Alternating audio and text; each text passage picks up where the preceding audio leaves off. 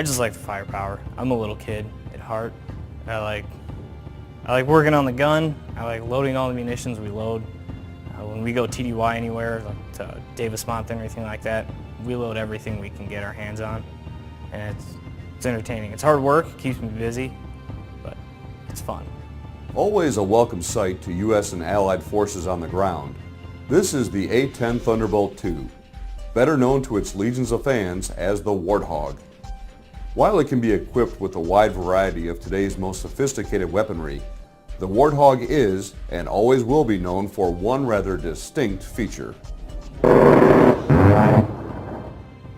This is the gun.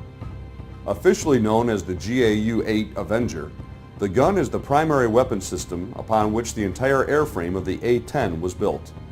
It is essentially a flying cannon providing 30 millimeters worth of American air power. So this is obviously the business end of the 30 millimeter. Here are the rounds right here, so this is the casing for the round. And these are actually, they stay within the gun because if you were to spit these out, like a lot of times other guns will, so much ballast and the center of gravity of the aircraft will come off so much that you have to keep it in. A normal combat burst is what we call it. It's a 2-second squeeze. So with the gun spinning out, that's around 112 rounds for 2 seconds. With the amount of rounds that we have, which is 1,100, I guess about 9 trigger pulls of useful, combat damage that we can provide. The gun is by far the Hog Pod's favorite thing to do. The gun is the most flexible weapon we have, most of the time the most effective, but then we also at the same time too can carry a pretty incredible assortment of different weapons between the Maverick missiles, precision guided munitions, rockets, illumination, stuff we can use at night, and all different sorts of stuff they're constantly building upon in the Hog. But the gun is still the most effective, flexible weapon that we have. One of the distinctive abilities of the gun is the significant amount of firepower it can put into a target in very short order.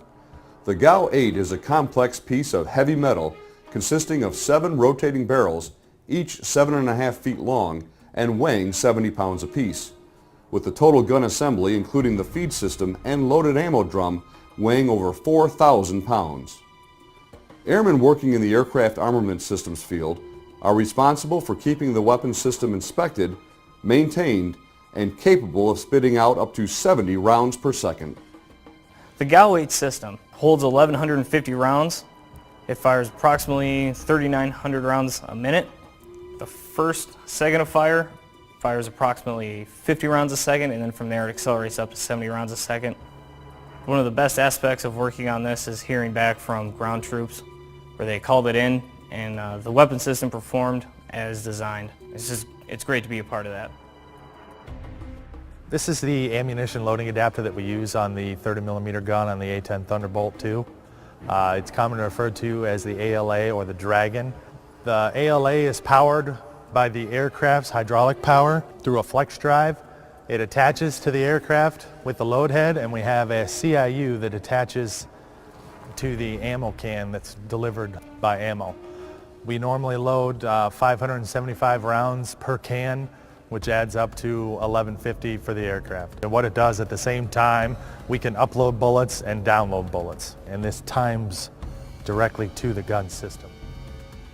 One of the training advantages available to A-10s and other aircraft in the Great Lakes region is the proximity of the Grayling Air Gunnery Range in northern Michigan. A-10 pilots from the 107th Fighter Squadron at Selfridge Air National Guard Base are just a 30-minute flight to the range at Grayling, where pilots face realistic and dynamic training scenarios. There, pilots are able to train with joint terminal attack controllers, placing bombs and bullets right on target. It's an awesome target set that we can go up there and play on. They're constantly changing it around as to what their customers' needs are. It prepares you very well because you can go up there, practice it, kind of training around it, and really when you start to fly over in Afghanistan, start to do the stuff that you're practicing training for up there, you're like, oh yeah, I remember doing this up at Grayling a lot of times. For Warthog pilots, maintainers, and their fellow airmen, ensuring this firepower is available when and where needed is at the core of their duty to their state and nation. The thing I like the most, obviously, is serving the United States military, serving in that capacity, and helping protect the people in America overseas, and being a part of that. Our biggest thing that we do as hawk pilots, helping out the troops on the ground and providing that aero coverage that they could need at any time.